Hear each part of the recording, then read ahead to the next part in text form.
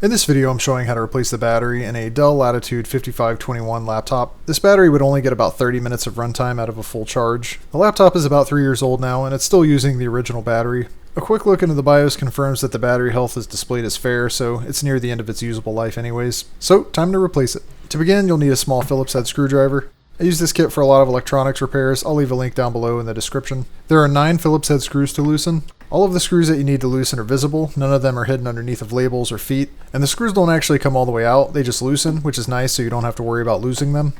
Alright, so next thing we need here is a spudger. I used my fingernails to get some separation with the bottom plastics to get it started.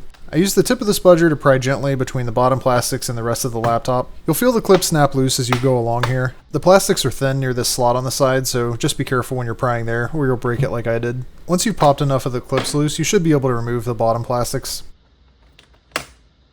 There are 3 small Phillips head screws that hold the battery in place. Just go ahead and remove those. The battery is connected using a small ribbon cable. Just pull directly up on that and it'll come loose. Then you can remove the battery. And here's the replacement battery. It looks a lot like the old one, except it doesn't come with the cable. Not a big deal though. We just have to remove this cable from the old battery so that we can reuse it. I connected the cable to the new battery and then tucked it back down into the grooves. The battery has these little clips on the bottom. You just have to make sure they fit in the grooves when you lay it in place. To reconnect the cable, you just press it directly down. Then put the 3 screws back in to make sure the battery doesn't go anywhere. Then it's time to put the bottom plastics back on to close everything up. Press firmly in different areas on the bottom plastics so that everything snaps back into place. Tighten down all 9 of the screws that we removed at the very beginning, and you're done.